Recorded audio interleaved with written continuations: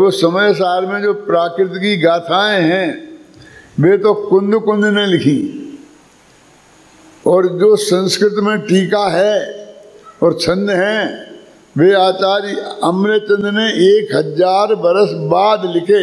कुंद कुंद ने जब गाथाएं लिखी थी उसके 1000 बरस बाद लिखे, वे अमृतचंद्र की हैं, कुंद कुंद की नहीं है।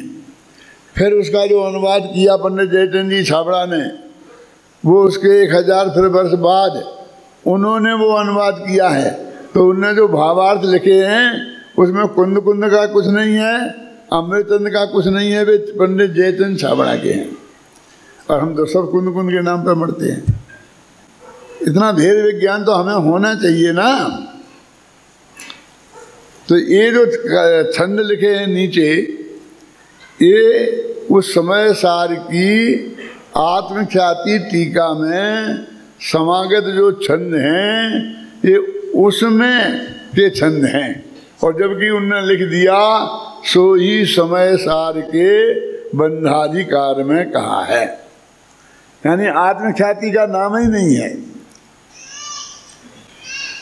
तो ये तो विवेक हमें समझना चाहिए।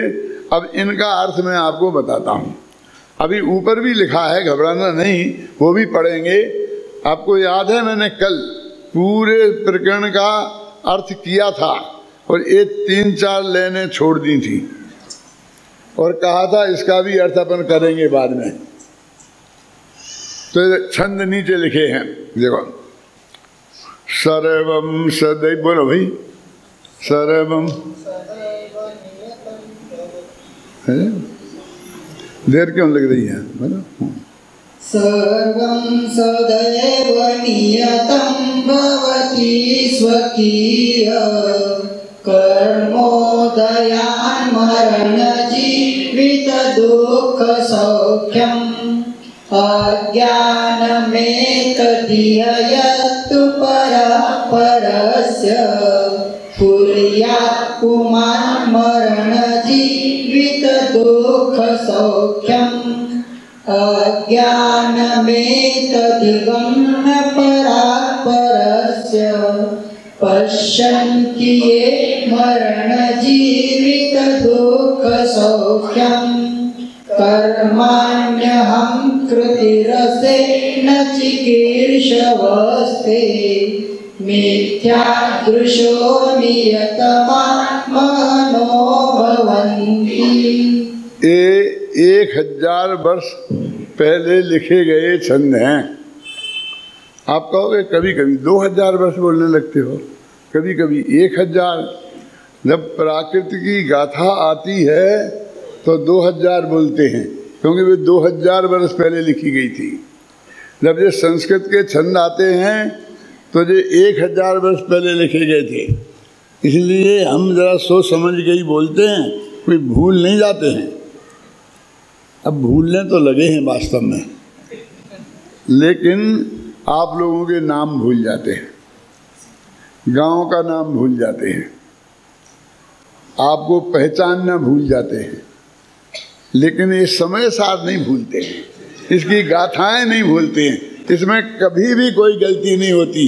इसलिए आप घबराना नहीं, बिल्कुल ऐसा नहीं है कि आपका नाम भूल गए तो हम ये भी भूल गए होंगे। क्या लिखा है इसमें, देखो, दुख सौख्यम लिखा है ना, जी मरण जीवित दुख सौख्यम, कि सब जीवों के मरण, जीवन और सुख और दुख, ये 4 चीजें। किनकी? सर्वम माने सबकी, सदैव माने हमेशा, सदैव माने हमेशा तो होता ही है ना, और नियतम भवति निश्चित होते हैं सब जीवों को जीवन मरण सुख दुख बिल्कुल पहले से ही निश्चित है। और आगे लगा कर्मोदयात, और कर्म का उदय उसमें निमित्त है। इस भाषा को इस भाषा में भी लिख देते हैं कि अपने अपने कर्म के उदय के अनुसार सब जीवों के जीवन मरण और सुख दुख नियम से होते हैं। अर्थ उसका यही है सब निश्चित है। नियतम भवति माने कब किसका जीवन कब किसका मरण होगा ये बात बिल्कुल नक्की और पक्की है पहले से। कब किसका जन्म मरण होगा, कौन कैसा होगा, ये सब बात नक्की और पक्की है। आप लोग प्रथमान योग के शास्त्र पढ़ते हो ना, तो उनमें हजारों ऐसी बातें आती हैं कि भगवान ऋषभदेव से पूछा तो उनने ये बताया, तो लाखों वर्ष आगे की बातें वो बता देते। भरत चक्रवर्ती ने पूछा कि हे प्रभु आप तीर्थंकर हो, ऐसा कोई जीव यहाँ बैठा है जो आप जैसा ही तीर्थंकर भविष्य में होगा, है कोई ऐसा आदमी? कि ऋषभदेव से पूछा, किसने? भरत चक्रवर्ती ने, उनके बड़े बेटे ने। तो उनने क्या जवाब दिया कि हाँ ये तेरा बेटा मारीच है ना, ये 24वां तीर्थंकर होगा और इसके माँ का नाम त्रिशला और पिता का नाम सिद्धार्थ होगा। ये बात चौथे काल के आदि में ऋषभदेव ने बता दी थी और महावीर चौथे काल के अंत में हुए। और चौथा काल कितना लंबा चौड़ा है? एक कोड़ा कोड़ी सागर का। ये कोड़ा कोड़ी क्या है? मैं सम्मेद शिखर की यात्रा पे गया था तो एक डोली में बैठा जाता था, तो लोग जो आप बहुत यात्री निकलते थे मेरी पहचान के, तो ऐसा पंडित जी नमस्ते, पंडित जी नमस्ते ऐसा बोलते जाते थे बीच बीच में। तो वो जो डोली वाले ने समझ लिया कि ये जो बैठा है हमारी डोली में ये कोई पंडित है। तो वो मेरे से बोला, पंडित जी हमारे एक प्रश्न का जवाब देंगे आप? वो डोली वाले की सही बात है बिल्कुल। मैंने कहा बोलो भाई क्या है, तुम भी पूछ लो, हमारा तो ये धंधा ही हो गया है। घर में हो, रेल में बैठे हो, प्लेन में बैठे हो, कहीं भी हो, और किसी को जो पूछना होता है पूछता है। डॉक्टर लोग, वकील लोग इससे बहुत परेशान रहते हैं।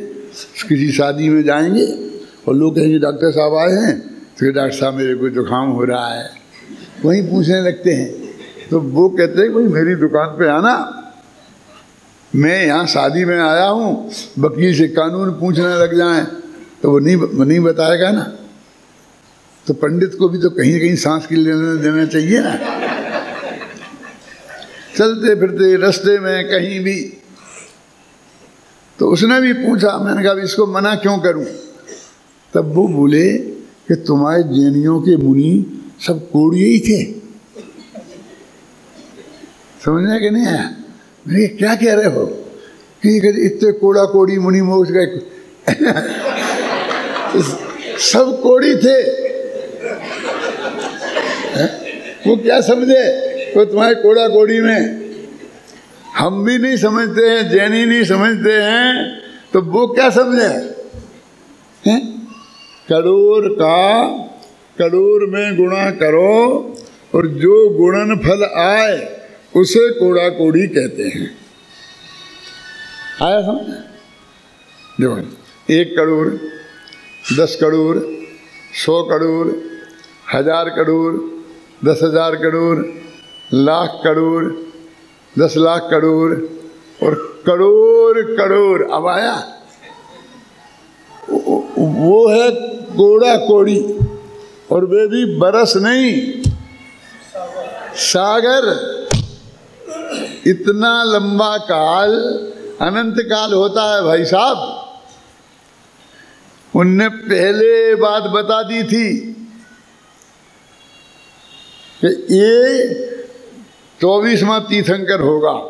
तब उन्हें तीर्थंकर नाम का कर्म तो बंधा नहीं था कि जो कर्म को देख के बता देते। वो तो 3 भाव या 4 भाव पहले से बनता नहीं है ना?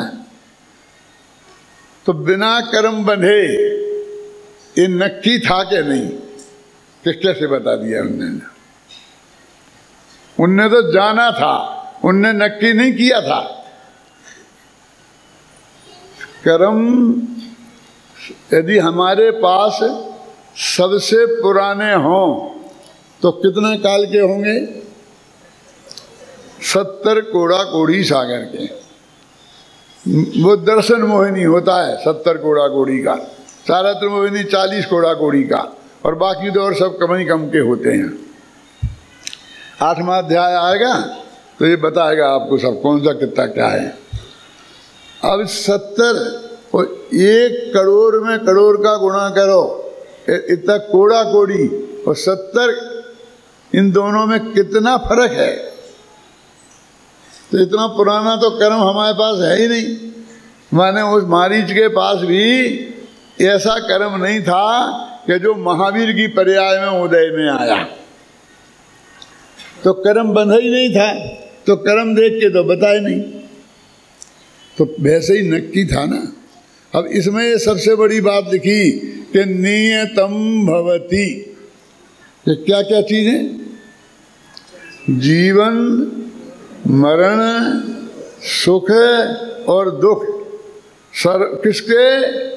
सर्वम, सबके। कब? सदैव। क्या होता है कि नियतम भवति, निश्चित होता है। यानी इसमें एक डंके की चोट कहा है कि सब जीवों का जीवन, मरण, सुख, दुख, ये तो 4 चीजें तो बताई हैं, क्योंकि इनके प्रति हम ज्यादा सेंसिटिव हैं। भैया हमें दुख ना हो सुख हो, दुख ना हो सुख हो, और हमारा मर ना जाए, मर ना जाए, ये दल लगा रहता है ना, जिंदा रहें, मर ना जाए। वो कहते हैं कि भाई साहब तुम मरने की बात कहाँ है? देखो हम 12 भावना पढ़ते हैं। राजा राणा छत्रपति हाथ उनके असवार, मरना सबको एक दिन अपनी अपनी बार। ये बात सही है? सही नहीं, झूठ है। मैं आपसे पूछ रहा हूं ना, क्या लिखा ना इसमें कि मरना सबको एक दिन, लिखा ना, तो हम सब एक दिन मर जाएंगे? ऐसा तो नहीं है। तो एक दिन माने एक दिन नहीं, तो क्या अर्थ है इसका? एक दिन नहीं, एक ना एक दिन। आप तो हिंदी अच्छी तरह समझते हो ना, कि मराठी चलती कि हिंदी? एक दिन और एक ना एक दिन का अंतर तो समझते हैं आप। माने एक ना एक दिन माने कभी ना कभी, यानी वो तारीख नहीं कह रहे कि एक ही दिन मर जाएंगे, सबको कभी ना कभी मरना अवश्य है। तो मरने की बात याद आते ही अब हम एकदम आंखों में आंसू आने लगते हैं। तो मरना पड़ेगा, मरना पड़ेगा, कोई नहीं बचा पाएगा। हैं? दल बल देवी देवता मात पिता परिवार, मरती बिरियां जीव को कोई ना राखनहार। अब हम रोना शुरू हो जाता है। 12 भावना की एक शर्त है कि उसका चिंतन करने से आनंद आना चाहिए। कहाँ लिखा? 6 डाला में, इन चिंतत सम सोख जागे, जेमी ज्वलन पवन के लागे। इन 12 भावनाओं के चिंतन करने से समता रूपी सुख जगता है, जैसे कि हवा के लगने से अग्नि जलती है ना? तो हमें तो रोना आ रहा है, तो ये 12 भावना नहीं हुई है। तो इसमें से कोई ऐसी चीज निकलना चाहिए कि हमें समता रूपी सुख जगे। हमें तो मौत दिखाई दे रही है, हाय राम मरना पड़ेगा, मरना पड़ेगा, मरना पड़ेगा।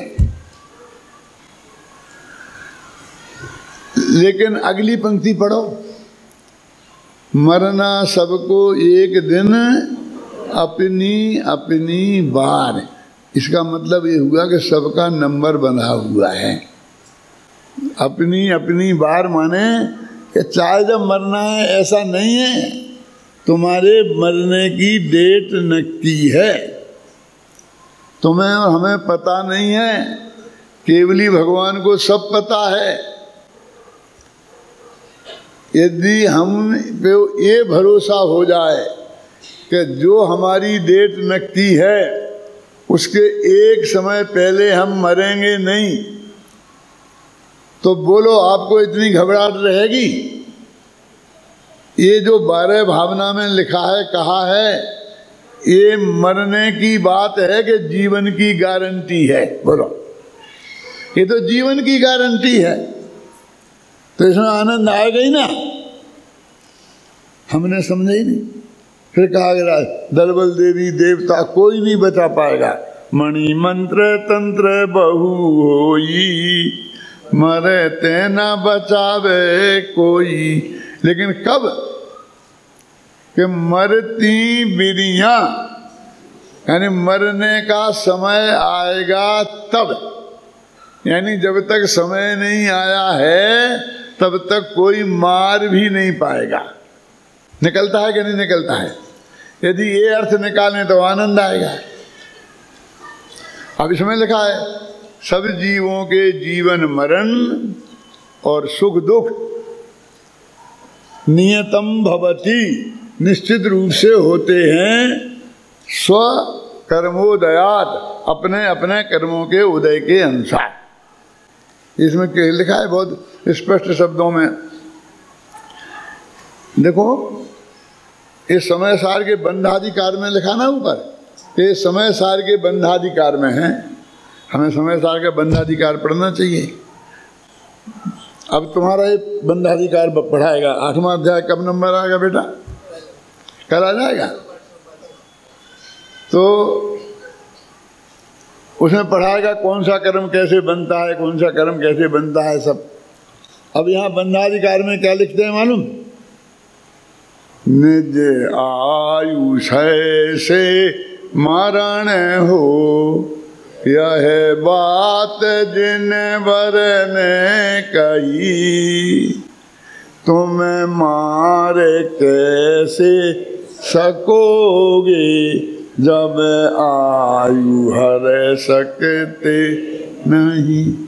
ये समय सार की गाथा है। मैंने उसका हिंदी में पद्यानुवाद किया, बहुत सरल भाषा हिंदी में, कि जिसकी आपकी समझ में आ जाए कि अपने आयु कर्म के क्षय से मरण होता है। अब आयु कर्म का कोई क्षय नहीं कर सकता है तो हमें कैसे मार सकता है? हमें उसको मार देगा, वो मार दे, कैसे मार देगा?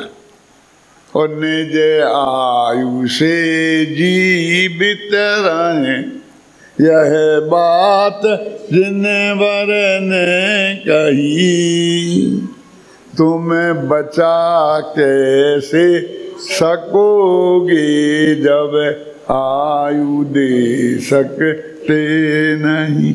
ऐसा कोई इंजेक्शन बना है जो आयु कर्म का हो और हम लगा दें तो थोड़ी आयु बढ़ जाए? कुंद कुंद तो कहते हैं कि आयु कर्म के क्षय से मरते हैं, आयु कर्म के उदय से जिंदा रहते हैं। साता वेदनी कर्म के उदय से सुखी होते हैं, असाता वेदनी कर्म के उदय से दुखी होते हैं। और तुम कहते हो हम तुम्हें दुखी कर देंगे, हम तुम्हें सुखी कर देंगे।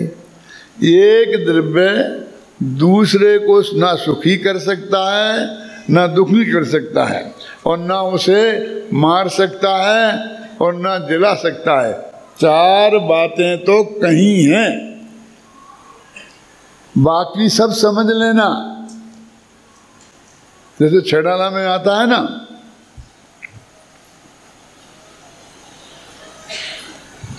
तन उपजत अपनी उपज जान, और तन नसत आपको नाश मान।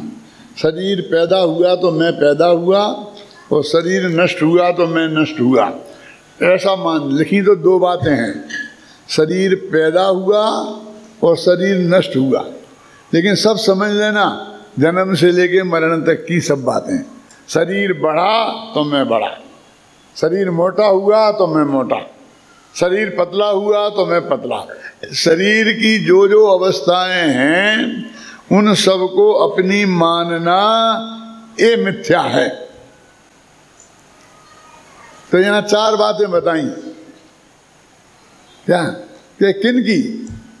कि उनने महावीर का बता दिया था। क्या बता दिया था महावीर का? कि ये राजा सिद्धार्थ की रानी त्रिशला के उदर से पैदा होंगे और 24 में तीर्थंकर होंगे। इसका क्या मतलब हुआ? कि त्रिशला की शादी सिद्धार्थ के साथ हुई होगी, ये नक्की हुआ ना। नहीं तो महावीर कैसे, माँ वो पिता वो कैसे होते? इसका मतलब क्या हुआ फिर? कि त्रिशला की सगाई महावीर के पिता सिद्धार्थ के साथ एक कोड़ा कोड़ी सागर पहले हो गई थी। क्यों? नक्की था ना, आदिनाथ को पता हो गया था।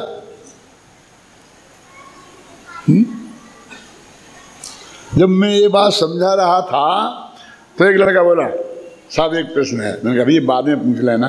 कि नहीं जवाब देना पड़ेगा। कि वो तो महावीर के माँ बाप की हो गई थी नक्की, हमारी थोड़ी नक्की हो गई थी। हम नहीं मानेंगे। अरे भाई, महावीर के माँ बाप का तो लिखा है, तुम्हारा लिखा नहीं है। क्योंकि इतिहास महापुरुषों के लिखे जाते हैं, लेकिन होते तो सबके हैं ना। क्यों? तुम्हारा भी नक्की है। ये तुम्हारा भी नक्की था कि तुम्हारी माँ कौन होगी और पिता कौन होगा। इसका अर्थ ये है कि तुम्हारे पिता को तुम्हारी माँ से शादी करना जरूरी था, नक्की था पहले से। उसमें हम तुम कुछ नहीं कर सकते कि ऐसा हम नहीं मानते। जिंदगी भर का सौदा है। क्यों? और तुम ये कहते हो कि ऐसे मान लें चाहे जैसा कि नक्की है पहले से। वो कहते तो ऐसा ही हैं, जोड़ियाँ तो भगवान के घर बनती हैं, हम कौन होते हैं बनाने वाले। क्यों? अब केवली के ज्ञान में जो झलका होगा वो ही होगा। बातें तो अपन ऐसी बहुत करते हैं कि नहीं करते हैं, लेकिन मानते कहाँ हैं? नहीं, हम तो साहब बराबर देखेंगे अच्छी तरीके से। मैंने कहा कोई बात नहीं, चले जाना, देख जाना। क्या वो क्या कहता है कि हम 2 पैसे की हांडी खरीदते हैं तो ठोक बजाकर खरीदते हैं, टूटी फूटी ना हो।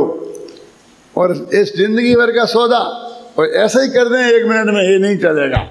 कोई नहीं है बेटा, जाओ देख आओ, लेकिन ठोकना बजाना मत नहीं तो ठोक पिट के आओगे। क्या हो गया है आज के लड़कों को? ये 6-6 महीने तक तो क्या बोलते हैं, डेटिंग करते हैं और 3 महीना में तलाक हो जाता है। पुराने जमाने में ऐसे बहुत से लोग होंगे अभी यहाँ बैठे कि जिनने शादी के पहले एक दूसरे को देखा ही नहीं था। उठा सकता है कोई हाथ?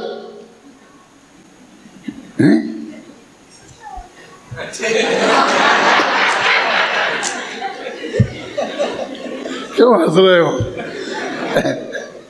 हाँ, मैंने भी नहीं देखा था, लेकिन घाटे में नहीं रहा। अभी 64 बरस हो गए और शांति से चल रही है ना गाड़ी।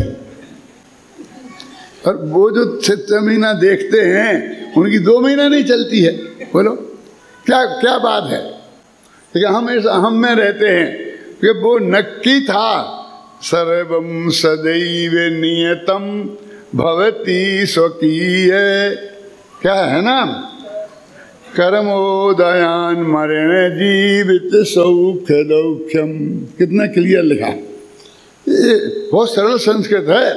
अब सर्वम माने सबका, किसकी समझ में नहीं आता। सदैव माने हमेशा, नियतम भवति माने नक्की होता है। क्या क्या?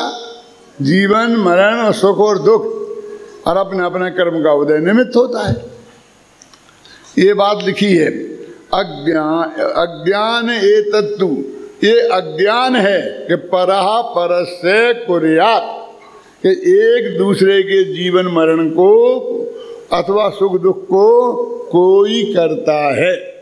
मैं तुम्हारे को सुखी दुखी कर सकता हूँ, तुम मेरे को सुखी दुखी कर सकते हो। मैं तुम्हें मार दिला सकता हूँ, तुम मुझे मार दिला सकते हो। ये बात 100% गलत है। ये काय के लिए बता रहे टोडरमल जी यहाँ, ये कोटेशन दिया काय को? वो इसलिए दिया कि तू कहता है क्या कि मैंने दूसरे का भला किया तो मुझे पुण्य बना, और मैंने बुरा किया तो पाप बना, और मैंने दूसरे को मारा तो मुझे पाप बना, और बचाया तो पुण्य बना। तू ये कहता है ना, और हम ये कह रहे हैं कि तू इस पे क्यों विचार नहीं करता कि तू मार सकता है क्या, बचा सकता है क्या, सुखी दुखी कर सकता है क्या?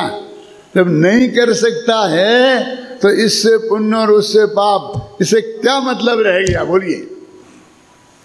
अब इसमें लिखा है नीचे देखो कि दोनों एक से ही हैं, लिखा ना। कल मैंने पढ़ के सब सुना दिया था, अभी कहो तो अभी सुना दूंगा। एक से हे हैं। अब क्या कैसे हैं एक से? देखो कि जब मैं मार सकता नहीं और मैंने मारने का भाव किया तो बात झूठ हुई ना, और मैं बचा सकता नहीं और फिर मैंने बचाने का भाव किया तो ये भी झूठ हुआ ना। तो दोनों ज़्यादा झूठ कौन है और कम झूठ कौन है? हैं? दोनों बराबर झूठ है ना। हैं? आपकी समझ में आया ना? क्योंकि मार सकता नहीं और मारने का भाव किया, बचा सकता नहीं बचाने का भाव किया, तो दोनों बराबर झूठ हैं या कम ज़्यादा झूठ हैं? तो झूठ नामक बात, झूठ माने मिथ्या, माने मिथ्यात्व नामक पाप, तो दोनों में एक सा हुआ ना।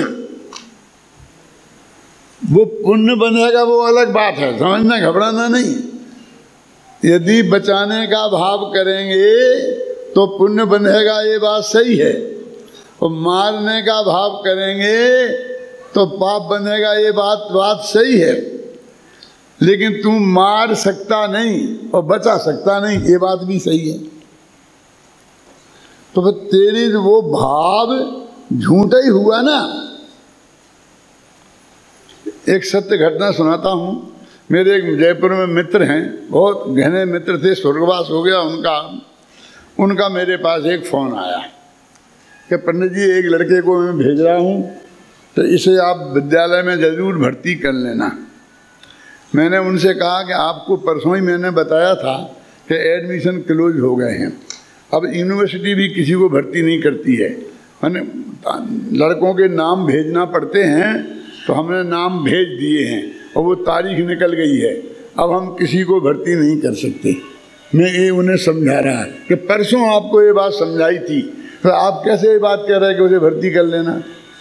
लेकिन वो कहते रहे नहीं आप तो कर ही लेना, अपना ही बच्चा समझना, ऐसा ही समझना, मैं तो भेज रहा हूँ। अब बस फ़ोन रख दिया, बोलो क्या करें। अब वो आदमी मेरे पास आया, वो तो वहाँ से चल के मेरे पास आया, इतना बीच में उनका फ़ोन आ गया कि साहब सामने बैठा था, पीछे पड़ रहा था, नाक में दम कर रखी थी, इसलिए मैंने तो कह दिया, अब आपको जो करना हो सो करना। क्या आपको भी ऐसा पाला पड़ता होगा ना? हैं? मैंने कहा बहुत अच्छा है, आप तो बहुत बढ़िया बन गए उनके, क्योंकि आपने तो पक्की सिफारिश कर दी। और सारी दुनिया जानती है कि सोहन लाल जी और डॉक्टर साहब का बहुत प्रेम है, इसलिए वो बात तो टालेंगे ही नहीं, वो तो पूरे भरोसे के साथ आ रहा है। अब भर्ती तो मैं कर ही नहीं सकता, आप समझे ना? तो बुरा तो मैं ही ठहरा, आप तो भले बनेंगे।